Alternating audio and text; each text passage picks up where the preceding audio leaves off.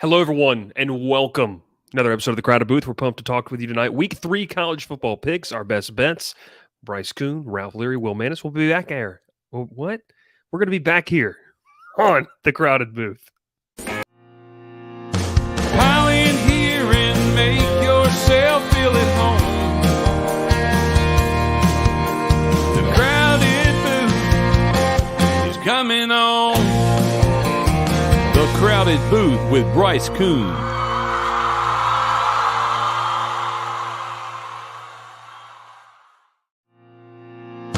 Pile in here and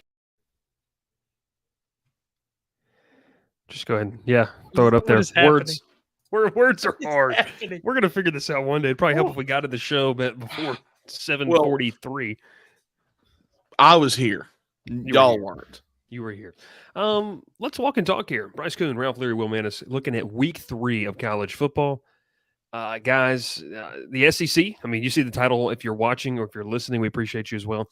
Well, the SEC Rebound, I mean, that's kind of what we're talking about here this week. A lot of interconference matchups, a lot of out-of-conference matchups that can help boost that SEC out-of-conference record. So, yeah, words are hard. We've realized that. And, yeah, so there you go. There's that. Let's talk. Let's go with our first game here, guys. Florida and Tennessee. Will, we're going to throw it to you first. You see the question right there. Can Florida upset Tennessee? Who do you like in this matchup and why? Yeah, I like Tennessee and Tennessee a lot. Florida, they looked awful on the big stage against Utah 2 weeks ago. Didn't catch them last week. I don't even know who they played.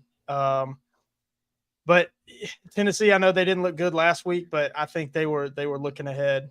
They were able to pull away from Austin Peay there late. I think I like Tennessee a lot. I think they can just score at will with Joe Milton. I mean, it's always a deep threat with him as far as he can throw the ball and getting much more accurate with that deep ball as well. But Tennessee, they've got balance on offense, so don't get fooled by the passing game. Not much has changed for them, changing quarterbacks, going from Hendon Hooker, who was great last year, to Joe Milton. So I like Tennessee by a lot. Yeah, you'd like Tennessee by a lot. I don't remember what the spread is on that game, but 6.5. 6.5. So Tennessee minus 6.5. I know we're not. That's not your best bet. We're not taking against the spread, but you do like the Vols. Ralph, when we look at this Florida team, obviously didn't have a great showing against Utah. They played McNeese State, the Cowboys, last weekend, hosted them, an FCS program, beat up on them. I didn't leave week 1, guys, feeling that Graham Mertz was the problem with this team. I thought that he would be. It was a leaky offensive line, which I think we can say against a really good Utah defense. But altogether, I mean, you kind of look at this roster, you look at this team. I don't think they can, necessarily outright win this game. I just don't know. I think it's going to be kind of interesting to test to kind of see really what Graham Mertz is made of. I don't think he's a great quarterback. I think he can be a game manager. Ralph, when you look at this game, how do you lean and why? Well, I'll say this straight up. I believe Tennessee wins this game. But I'm going to shout out Peyton Yance because this morning, I did not know this until this morning, Tennessee has not won in the swamp since 2003. Wow. This is a game that probably Tennessee's had on a calendar for years, and they've always just gone down the swamp and lose. So you get a down year for Florida. They don't have a very talented quarterback. They're not really all well rounded right now. Still in the early stage of a new coach. I take Tennessee here. I take the points. I think Tennessee's really well coached. They have a great quarterback with a great arm. Yeah, they've looked a little shaky this year, but they've still won their games, very, very, very well, in advance. So if Florida wants a chance to win this game, you got to learn to run the ball more. I think Trevor Etienne has not been used enough this year. And for a talented running back as he is, he needs to play a little bit more. So if Florida wants a chance, you got to put the ball on the ground and you got to run with it. So can Tennessee actually win in the swamp for the first time in 20 years? That's a real question. Yeah. I gotta say this for Austin Bodley. I hope he's here. Tennessee hasn't won in the swamp since 2003. That can't be right. I hope he's here. Okay. Well, I'll say this. Look, I think that Florida is better than we're giving credit for. You mentioned the run game. ETN's a great player. Montrell Johnson, a guy that he brought from UL Lafayette with him. And Billy Napier. All of these weapons they have, they've got some pieces. To me, the world kind of declared it over for Florida after losing to Utah 24-11. But I think that when you go back and look at a defense that I didn't know how good they were going to be, they only allowed 270 yards, and they kept Florida in it. So I know well, you got to remember Cam Rising was out. Yeah, Cam Rising quarterbacks. Yeah, Cam Rising is out. What was out in that game? Graham Mertz.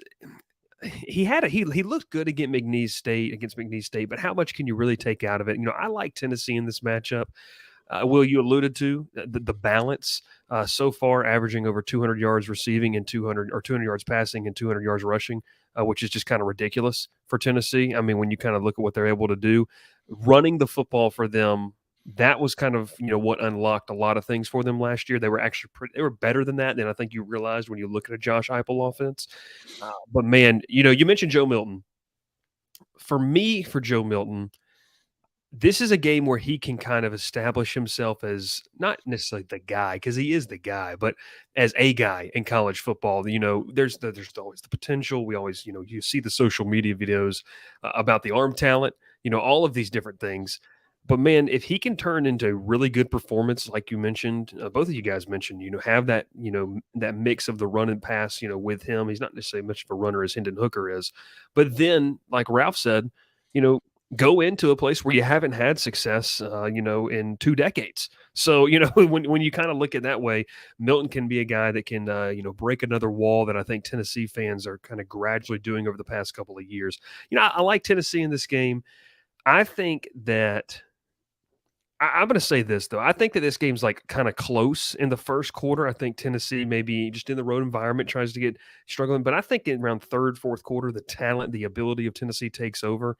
And you guys said it was 6.5 point spread. I think Tennessee covers that. I don't know. That's kind of where I sit here on a Wednesday night looking at this game, because this is always – one of the premier SEC East matchups. It has been for, the past decade, especially when Florida was really, really good at the early part of the 2010s. Tennessee had, a little run there with Josh Dobbs, the quarterback, but now Tennessee on top. Florida trying to, prove a point. They don't want to be last in the SEC East. I put them there. I put them behind Vanderbilt. So that's kind of where I put them, but we'll see. Tennessee and Florida. We get to a game now between an SEC and an ACC program. Our man Dave on Monday Night Show said that the SEC cannot beat the ACC. And Jonesy, ACC's 4-1 this year to start the year against the SEC. Look, you can't deny the numbers. We're not going to deny the man the numbers. Let's take a look at this one. Georgia Tech against Ole Miss. Now, I'll tee this one up. I'm going to act the role here of the Kirk Herbstreit. I'm not making a pick. My pick's going to come out in tomorrow night's live show. I'm going to let you guys pick the pick, but I'll tee it up. I mean, obviously, this was kind of – UCF was the game that broke the camel's back with Jeff Collins, or broke Jeff Collins' back, literally. So, that was the game that really hurt him going forward. But this one at home in Atlanta, a drubbing, a shutout. Georgia Tech looked just the feebility of man was on display in Atlanta in the gold and white.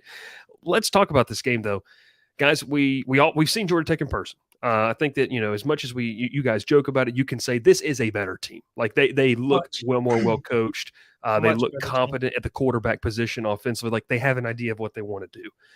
But look, Ole Miss squeaks out a win. Not really. They went on a They went like on a 30-3 run or something like that, to win that game 37-20 at Tulane. Will, we'll start with you on this. Georgia Tech, Ole Miss, they head to Atlanta. I know this is part of your best bets, so you don't have to get into that. But rock with me here. How you feeling about this matchup? Well, I'll tease it a little bit. You see, we're all wearing. Well, I think Bryce says he's wearing navy blue, but it looks black on camera. We're all wearing black for Tech's funeral. Tech can't hang with Ole Miss on either side of the ball. You can't compare these rosters and think Tech has an advantage at any position. So I think it'll be a long day for Tech as they head to Oxford. Yeah, I think this is a matchup too. You feel better about where Tech is offensively. Ole Miss, Ralph, I mean, Jackson Dart, any conversations about him being the guy, I think were kind of quieted against Tulane on the road last weekend. He did a good job delivering the football. I'm excited to see these two quarterbacks kind of go at it. Haynes King against Jackson Dart. It just feels like Dart has more weapons at his disposal, I should say, and more proven weapons that he can go to. Obviously, a guy like Michael Trigg that he can, depend on in that tight end slot, a bunch of receivers.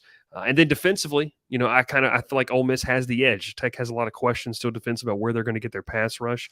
The biggest name in that pass rush department for Ole Miss is a former Yellow Jacket, Jared Ivey, who had a touchdown last weekend against Tulane. Ralph, when you look at this game, they head to the road to the Oxford. You've been in Oxford, Mississippi. You can talk about how great it is, but is it going to be a fun day for Tech fans in Oxford, Mississippi? No. I mean, look, have a great time during the tailgate. Enjoy walking around the Grove. I'll be honest with you, you may be in a hostile environment, but the fans are extremely nice around everybody, no matter who you pull for. But look, I'm going to say this one. I was trying to pull it up right before because I remember last year, Jackson Dart ran for 40 yards in this game. Now, most of it was scramble yards. Against Louisville beginning of the year, Jack Plummer scrambled for 51 yards. I mean, I think that and looking at it again, 316 yards on the ground that Tech had, or Ole Miss had last year against Tech. I see this again. Lane Kiffin harped on his team. We got to run the ball better. We have not run the ball really well this year. I see Quinshon Judkins going off this game. I think him having a huge game against Tech. He's at home. They feel comfortable. Coming off a very close win against Tulane, but they also pulled out really well in the second half. Only allowed 3 points. So this defense is still pretty good to me against a very good Tulane team. Even without Michael Pratt, they're still a great team. So I see Ole Miss just pulling away early on, keeping it low scoring for Georgia Tech. I mean, look, Georgia Tech's gotten better. I completely agree. This is not the same team as last year, but this is not the same Ole Miss team as last year. I know people are saying they lost a lot. They didn't gain much. No, they're still very good. They're still very talented. They recruit well. They develop well now, and so this is what you're getting. So Tech's in for a rough one probably, but I'm not going to say that they're going to get blown out because I know how we have a lot of these Tech fans who will say Ralph just hates because his team lost. I don't care. I truly don't care. Well, geez. Matt coming in with a haymaker. Look, you talk about haymakers, and I think both teams are going to, push the ball down the field early in the game. I mean, we saw in that game against Louisville, Georgia Tech wasn't afraid to take some shots down the field with Haynes King. They're going to miss Chase Lane. I'm going to talk more about this tomorrow night. It's kind of where I go with it, and I'm not going to give a prediction, but I think that I think Georgia Tech has a better offense. Do you have a better offense to get into kind of a firefight against Ole Miss offensively? I don't. That's where I get concerned if I'm a Georgia Tech fan in this one because I don't think you do. And I think Jackson Dart, Lane Kiffin will be able to draw up some things. And then, like Will said and Ralph said, you're going to be able to lean on Quinshon Judkins when you want to, and that's.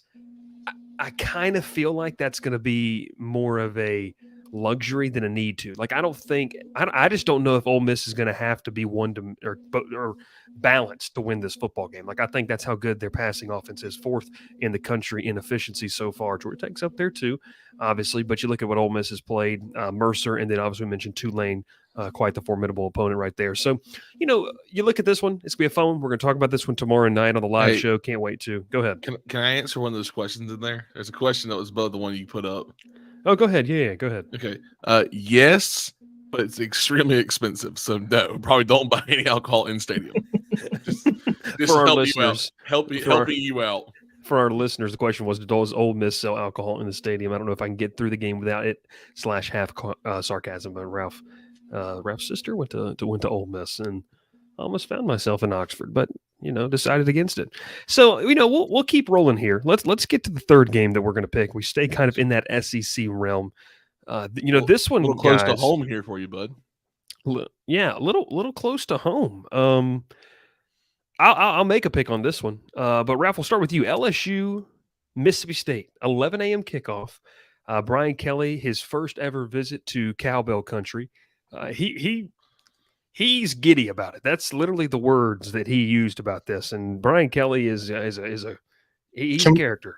Can he stop talking? He's just a character. Yeah, I mean, as long as he doesn't say anything crazy at the coaches show this week, it'll be very, very interesting. So, Ralph, LSU goes up to Mississippi State. When you look at this game, I think that the line has kind of creeped from maybe 11 to 9 and kind of sits in that range right now. Can LSU leave with a win? And what does LSU need to do, in your opinion, to leave with one?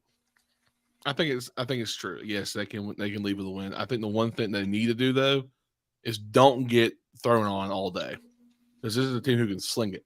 And Will Rogers is a very, very talented quarterback. A lot of people, don't give him what he deserves because he's, plays for Mississippi State. He's a great quarterback. I think he's done a great job there. He didn't throw very much last week against Arizona. They looked kind of rough against 17 passes, I believe. Right. We're used to seeing him about 50 to 60 passes a game. Yeah, their offense looked a little sluggish last week against Arizona, a team that they probably should have beaten by 20 or 30. Went to overtime against them. So I think LSU's got a good chance. It's not a night game there, which to me plays a little more different than theirs. It's a 12 o'clock kickoff, 11 o'clock kickoff in Central Time. It's hard to get up and excited for those early kickoffs. I know it's going to be annoying for LSU, for Brian Kelly. He's going to quickly learn that how annoying that place really can be. And I mean, look, I think that LSU's defense is going to make a day finally. They're going to show up. They're going to make some plays in the secondary. I think they have a good chance to. I think this is a game that they learn off of. This is what we learn. We looked terrible against Florida State in secondary. We struggled. Now this is the time we can show it. We're in SEC play now. We got to make some moves. Yeah. No, I mean, I agree with you there. Secondary is going to be something to kind of watch. Mississippi State, Will Rogers just threw 17 passes.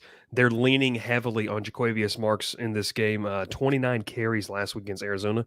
But I'll say this as I tee it up for you. Mississippi State's defense under Zach Arnett has looked good. They kept Mississippi State in that game while the offense was trying to play catch up.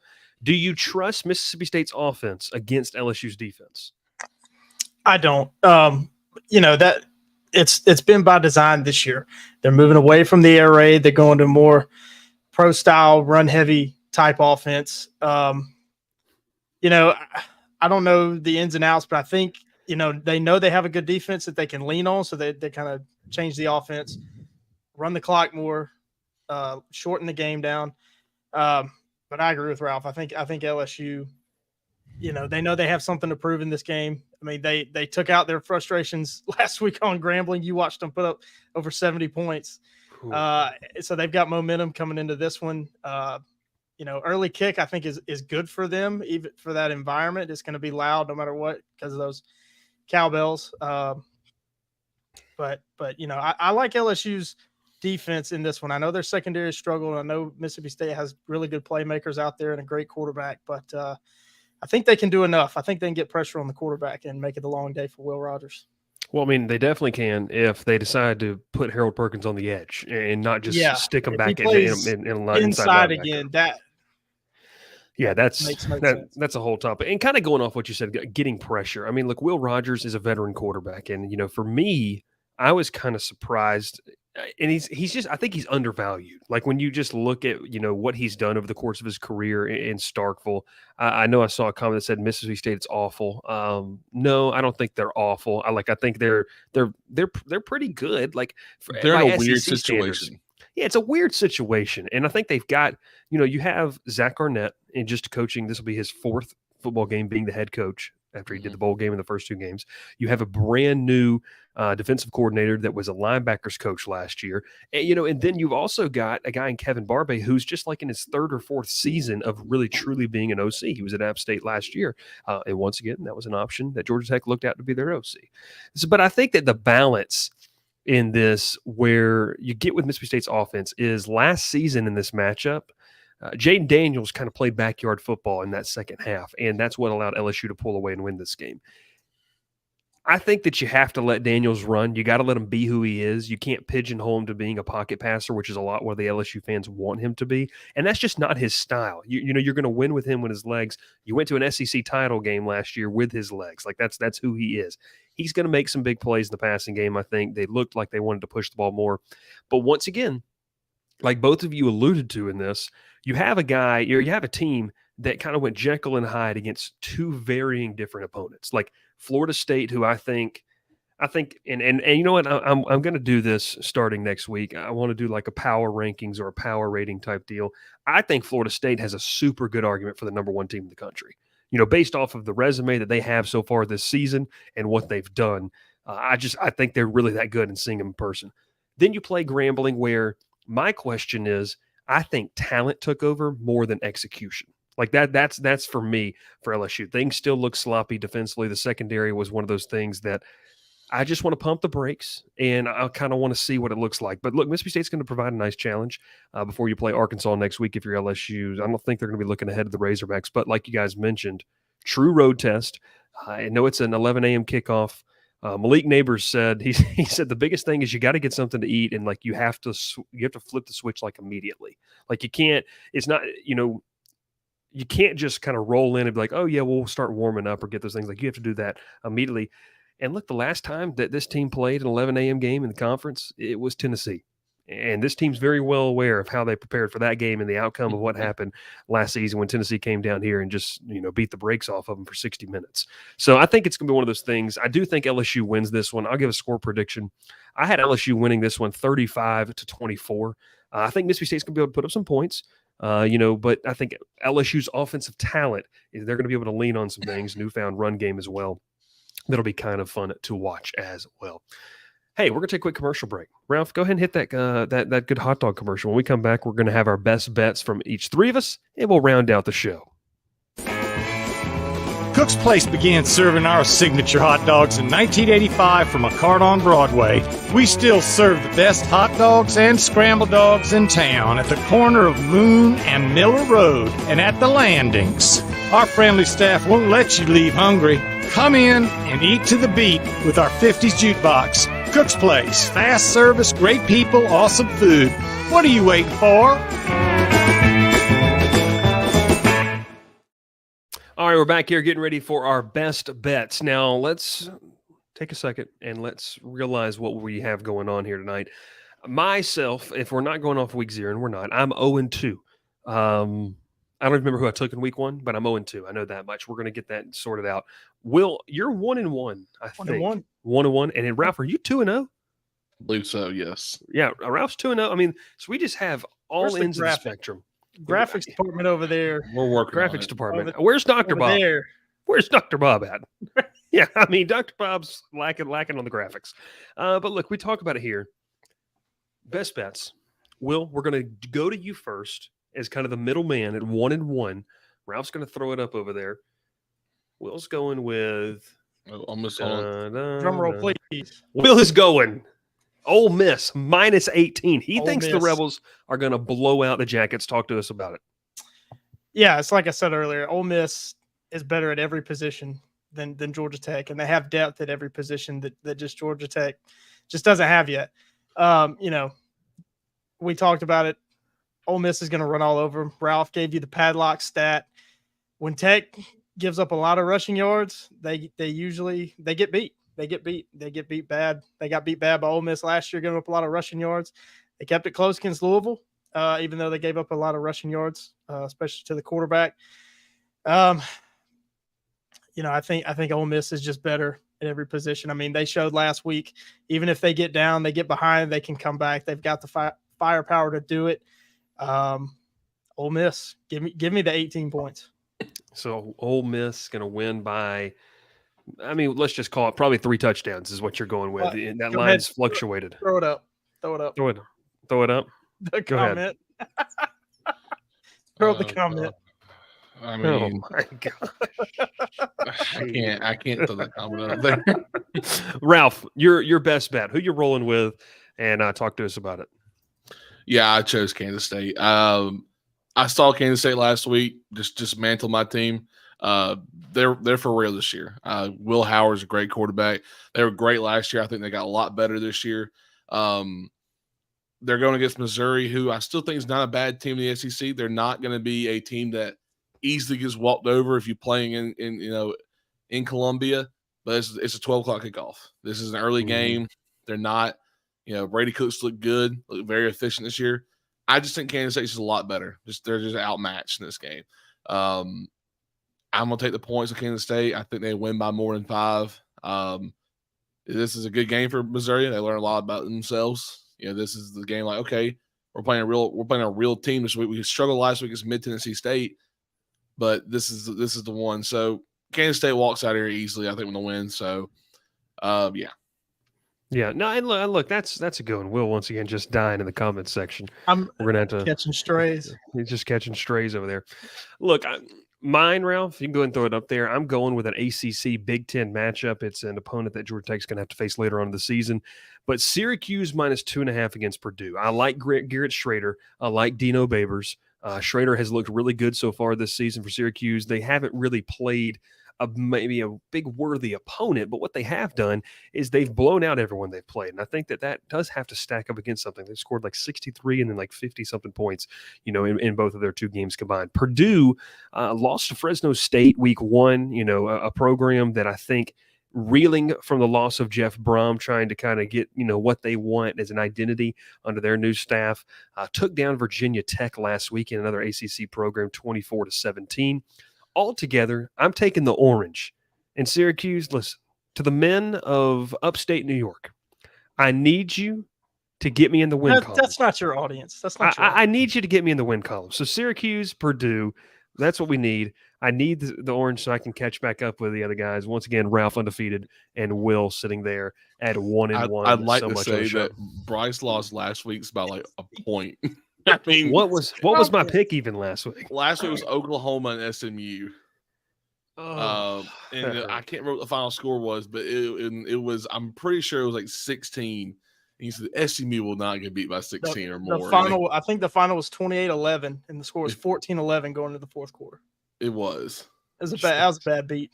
I don't know who your week 1 was. I can't remember what it was. I'll have to go back and watch the show and see. What was what was yours week 1? Where's stats and info? Where's stats and info? Where's Gavin Hart? Dr. Bob's nowhere to be found. I think he's on shift. What's going on over there in Durham? I don't remember what mine was either, but I know I lost. Hey, but look, all together, week 3, not a star-studded slate by any means, but you're going to have some good football games. I want to ask you this. I'm putting you under the gun here as we wrap it up. Ralph, I'm going to you first. What's a game of interest we haven't talked about, but a game of interest for you that you're just kind of excited to watch? And Will, you have a little more time to prep for this now. I said to y'all personally, I said it was a week 3 matchup. The backyard brawl, West Virginia Pitt. You got a Pitt team that's not nearly as good as they were last year when they played. I think West Virginia is a little bit better than they were last year. Also, it's only a 1-point spread for West Virginia. Personally, I love Neil Brown for what he did for my school, but it's always a fun game. It's a great rivalry they brought back together. It's going to be a good game. I think West Virginia is going to pull this one out probably. Last year was such a great game. I don't know if y'all watched that game last year. Yeah, it was. It truly was a fun game to watch. Keaton Slovis is no longer there. He is at BYU, by the way. Found that out this morning. So, yeah, that was my choice. I was on throw it up here as my best bet, but a 1-point spread is not very tempting for me to take. No, I don't blame you. I don't blame you. I'll go ahead and go because you kind of alluded to mine. It's Arkansas BYU. Okay. Arkansas is going to roll into Death Valley next weekend. That could be a game where two teams trying to, once again build the confidence in the resume for a chance to go to Atlanta. I don't think that Arkansas is an elite team by any means, but I do think playing BYU, presents a challenge in its own right. If I go back to this, you're playing that in Fayetteville. Arkansas is an 8-point favorite right now per the Caesars Sportsbook. But look, BYU won a Keaton Slovis, just under 500 yards passing, 4 touchdowns, 1 interception. Altogether, BYU is a well-coached team. They're, solid fundamentally. And I think that's going to be a game that I try to keep my eye on. Once again, that's a 7:30 Eastern, 6:30 local time kickoff. I'll have to keep my eye on that one when I'm making my way back. Will, we'll roll to you here. I'm not going to look at the comments section, so just go ahead. Just go ahead and go. I'm going to go with the team we've seen this year already, Louisville at Indiana. I think this is a really interesting ACC Big Ten matchup. We watched Louisville week 1, winning a close one against Georgia Tech, and then they dispatched Murray State 56-0 last week. Indiana comes in off a win after a 20-point loss to Ohio State in week 1. I think this is going to be kind of an old school Big Ten slobber knocker. Just a lot of hard, just running the ball. Probably going to be a lot of boring, going to be boring to watch, but really interesting. I mean, two teams that don't play each other a whole lot. You know what, guys? We kind of went through this quicker than I expected, so I went and added a game on the docket. We got a question. I wanted to make sure we were able to answer it.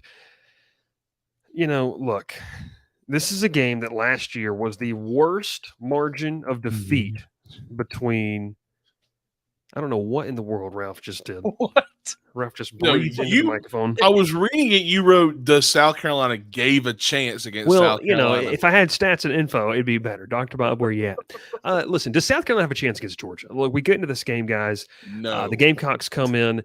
To me, it takes a miraculous performance from Spencer Rattler. Now, if you want to talk optimism for the South Carolina Gamecocks, when he is on, he's one of the best quarterbacks in the country. We saw it against Clemson last year. We saw it against Tennessee. Like, when he's on, it is really, really hard for teams to stop him. Georgia gets kind of obviously their first test. Will, when you look at this game, is this going to be one that you're trying to, maybe keep up with, or do you just think Georgia kind of rolls and continues to dominate as, maybe far and away the best team in the SEC and in the country? Well, I think defensively, Georgia's kind of got things figured out, and this is going to be kind of an easy one for them because South Carolina's offensive line looks pitiful. I mean, it's one of the worst offensive lines I've ever seen, and I watched Auburn play every game last year with that just the fidelity of man. Just a poor excuse of an offensive line. South Carolina's got some problems. I think South Carolina is taking a step back this year in a year that they expected to take a step forward and really to try to be a contender in the SEC East. But for Georgia, they've got to figure out their offense. I think Mike Bobo's been kind of vanilla with that offense. This is a chance for him to start kind of opening the playbook up. Carson Beck, he's been their starter, and he's been probably what you would ask for in the cupcake games to start the year. But he's got some real arm talent. But those guys behind him, they're kind of the opposite. They're better runners than him and Brock Vandegrift and Gunnar Stockton. But I'm interested to see how much does Georgia open up that offense and how does Beck and those other quarterbacks respond. Yeah, I mean, look, Carson Beck has done, I think, and you mentioned it. I mean, they really haven't had to flex their muscles offensively and be really, really creative. And listen, if you're a Georgia fan and you watch this, go 1-2 videos back, sat down with Palmer Thomas, he did a great little preview of it as well.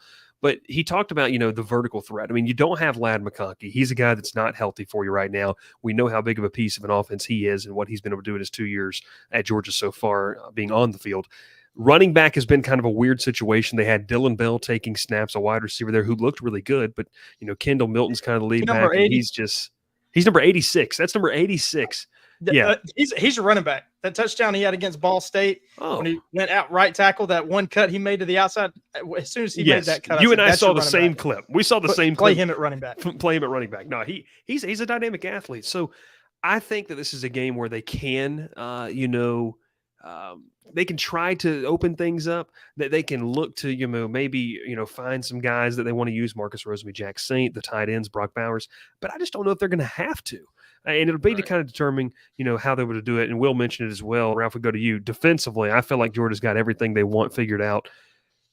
Ladies and gentlemen, Malachi Starks, the safety they've got out of there that went to Jefferson High School right outside of Athens, that kid is unbelievable. He's really, really good. Ralph, when you look at them defensively, does Spencer Rattler worry you at all, or is he going to be running for his life back there? I wouldn't say running for his life, but he has a little problem with the guy. You mentioned Malachi Starks from the area up there. You forgot the main guy from the area down here, Michael Williams, who to me is a proven pass rusher for them now, especially from last season and his performance in the national championship game last year. I don't think Rattler's going to run for his life. I think he's going to get sacked a lot. I think he's going to have a lot of quick throws. He's going to have to run around the pocket. But I'll tell you one thing. I don't know if you saw this.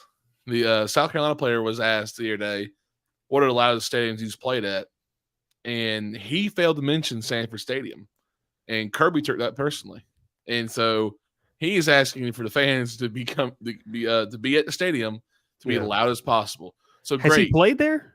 Apparently he has. He's a junior, so he's played there. So apparently, But he was at Oklahoma his freshman No, year. he's never played there. I don't think he's never ever played there Oh, because they played well, in. Then why did Kirby get mad about this? Then what was the point of this? I don't know. I don't know. Either way, you found a way to piss off Georgia. Listen, Congratulations. Here Kirby we go. Smart, Repeat. Kirby Smart is the king of bulletin board material. He will take anything Look, that is remotely a dig at his program, and he is plastering it all over the place, saying that nobody respects him, that nobody thinks they can win. He's the master. We're gonna go 4-8. I want to finish this though. Georgia, like you said about Mike Bobo, it's been very vanilla. Mm-hmm. This is a game that can open up. Yeah, Let the offense run out there. I like Kendall Milton. I think he's done a great job. I really want to see Cash Jones out there and play. Cash Jones is the ball. Palmer said that he's not getting any more carries. He that's said unfortunate. That's unfortunate. The best name of the team is not getting the ball. There's something wrong with this. That's okay though. Well, it is what it is. Hey, look. College football week 3 is here. We got our picks. We talked about a couple games, our best bets. Lock them in. If you're me, lock in against me because that's often how it's gone so far through the first 3 weeks of the season. Once again, apologies to the young man that I told to take Navy plus 20.5 there in week 0 and lost him a nice little chunk of you can change. double down. Navy tomorrow night plus 14.5 against Memphis. I think I'll pass. I'm all right. Is that game in Annapolis or is that in one of the more picturesque cities in America, Memphis, Tennessee? In Memphis. Oh gosh, God's country. Hey, we appreciate you for tuning in. If you were tuning in after the fact, make sure you tune in live. It's on Monday and Wednesday nights, 7:30 Central, 8:30 Eastern. The live comments and the shows are a ton of fun, a little more casual. On Tuesday or on Sunday and Thursday nights, the same times, 7:30 Central, 8:30 Eastern. Words are hard. Thanks, Ralph. We talk Georgia Tech, and then we'll obviously have that live reaction show as well with some more recorded content. We're also, I saw a comment down there. Did the Braves just clinch? They did. Did the Braves just clinch the NL East? So congratulations, the Atlanta Braves, NL East champions for the 6th straight season over the Phillies. We, you know what, guys? We might hop off right after this and record a show talking about that and post that tomorrow. Who knows? We'll see. But hey, Bryce Koon, Ralph Leary, Will Manis, we appreciate you for tuning into the Crowded Booth. We'll catch you next time. Thanks so much for tuning in. Richard Leary says, get Will and Bryce a better headphones because Ralph has got the airplane pilot ones, but that's fun. Hey, we'll catch you next time. Ralph, go ahead and just play it. Pile in here and make yourself feel at home. The Crowded Booth is coming on.